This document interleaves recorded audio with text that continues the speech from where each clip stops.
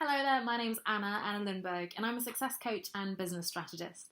I help people create businesses and a lifestyle that gives them more freedom, flexibility, and ultimately fulfillment in different areas of their lives.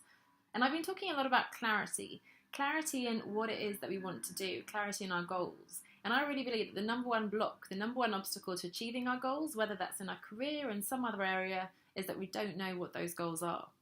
Closely followed behind clarity, however, is number two, fear. Fear, usually fear of making mistakes, making the wrong choice, looking foolish. And all of these fears are around fear of failure, ultimately. So I thought it would be worth exploring what that failure means.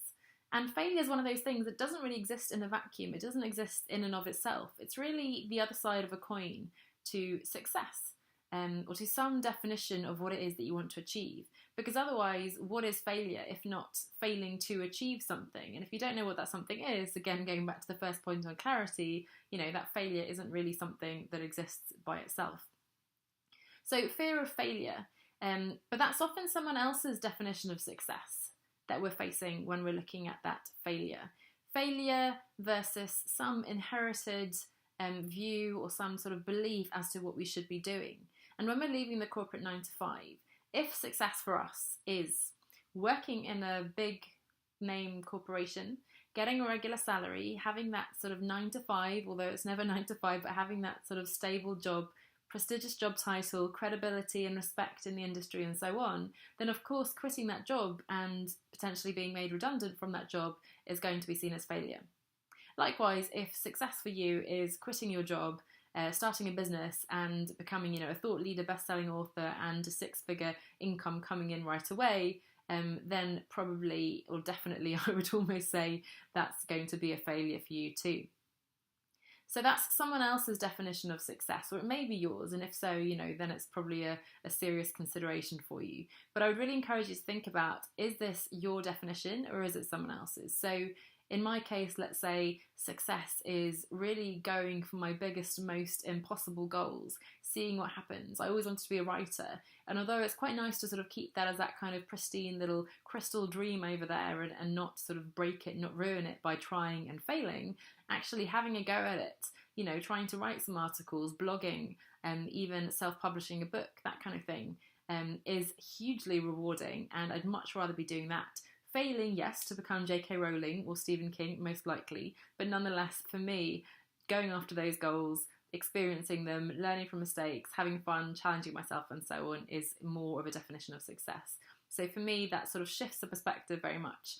And failure, I have to realise, is only a minor disappointment or, sort of a pit stop, I guess, on the way to a bigger success. Having said that, of course, there may be a real risk there and there may be something serious that you do need to consider. So what I suggest that you do is look at the definition of failure and the definition of success that you have. Understand if it's your definition or someone else's definition. And specifically, let's take that fear of failure then in the context of changing job. First of all, asking yourself, what is that failure in regard to? What is that definition that you're failing to achieve? The goal that you should be doing, whatever that is, what is the failure? And is it your definition, as I said, or is it someone else's? Secondly, what is the worst case scenario? And I do not mean that rhetorically, I really mean what is the worst thing that can possibly happen? So I'm encouraging you here to go as black, as dark as you possibly can. Paint it, as crazily scary and horrifying as you possibly can. So write down every single thing that could go wrong, that you're afraid of going wrong, and have that down on a piece of paper. Probably it will seem silly, maybe it won't seem as bad as you thought, and most likely it won't be as likely as perhaps it seems when it's sort of, there at the back of your head, sort of looming over you. But getting it down on paper, I think, is really useful. And then next, let's look at that worst case scenario and see, first of all, how can you reduce the risk of that worst case happening? And secondly, if it does happen, what can you do?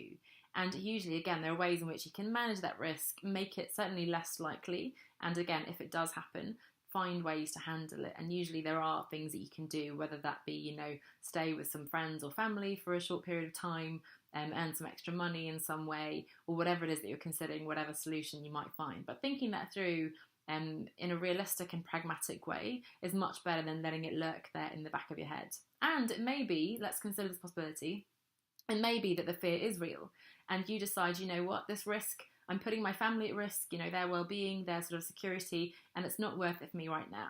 Great. Make the intentional choice not to make the sleep right now, and then, go back to or go forwards to whatever other opportunity might be a better fit for you. But at least make that choice intentionally and not, with this big looming fear of failure behind you. So as I said, ask yourself, is this my definition or someone else's? Look at the worst case scenario and then see how you can make that scenario less likely and how you can manage it if it does happen. Hope you find that useful. Hope you find it not too scary. And I look forward to seeing you in the next video. Bye for now.